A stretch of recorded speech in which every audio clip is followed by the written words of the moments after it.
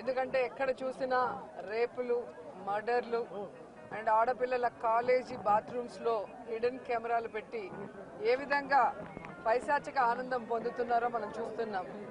ఈరోజు నేరస్తులకి ఇంత ధైర్యం వచ్చింది అంటే దానికి ఈ ప్రభుత్వం సిగ్గుపడాలి.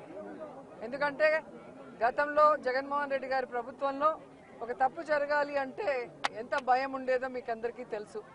సో ఎవరైనా కూడా దిశ యాప్ని యూజ్ చేయకుండా ఏదైనా అఘాయిత్యానికి అమ్మాయి లోబడితే 24 గంటల లోపల నేరస్తుల్ని అరెస్ట్ చేసి వారిని శిక్షించే విధంగా చట్టాలని కఠినతరం చేశారు. కాబట్టి ఆ రోజుల్లో ముచ్చుమరి లాంటి ఘటనలు జరగటం అనేది మనం చూసుండం.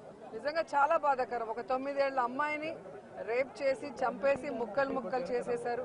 60 రోజులు అవుతున్న అమ్మాయి శవాన్ని కూడా ఇంతవరకు తీసుకురాలేకపోయారు. అసలు ఆ కుటుంబాన్ని పరామర్శించడానికి సీఎం గారు కానీ హోంమంత్రి గారు కానీ వెళ్ళలేదు అంటే కారణం ఏంటో నాకైతే అర్థం కాలేదు.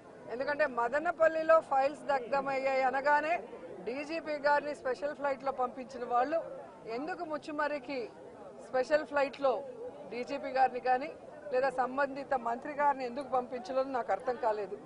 అలాగే నిన్న పేపర్లో చూశాను, గుడ్లవల్లేరు కాలేజీలో బాత్రూమ్స్ లో హిడెన్ కెమెరాలు పెట్టారని పిల్లలు వచ్చి ఆడపిల్లలు చెప్తే అసలు అక్కడ ఏం జరగలేదని ఎస్పీ గారు చెప్పడం చాలా దురదృష్టకరం. ఈరోజు 300 మంది పిల్లలు ఈరోజు న్యాయం కావాలంటూ ధర్నా చేస్తుంటే ఇప్పుడు విచారణ చేస్తామని దిగిరావటం అనేది మేమంతా కూడా గమనించాల్సిన విషయం. అలాగే ఈ ప్రభుత్వం వచ్చిన తర్వాత మీరు చూస్తే ర్యాగింగ్ భూతం ఎలా ఎక్కువైందో మనం కళ్ళారా చూస్తున్నాం.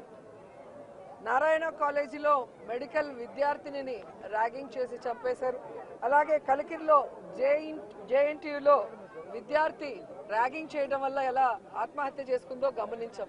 అంటే గత 5 సంవత్సరాలు లేని ర్యాగింగ్ భూతం మళ్ళీ ఈ ప్రభుత్వం వచ్చాక ఎలా పిల్లల ప్రాణాలు తీస్తుందో మనం గమనించాల్సిన విషయం.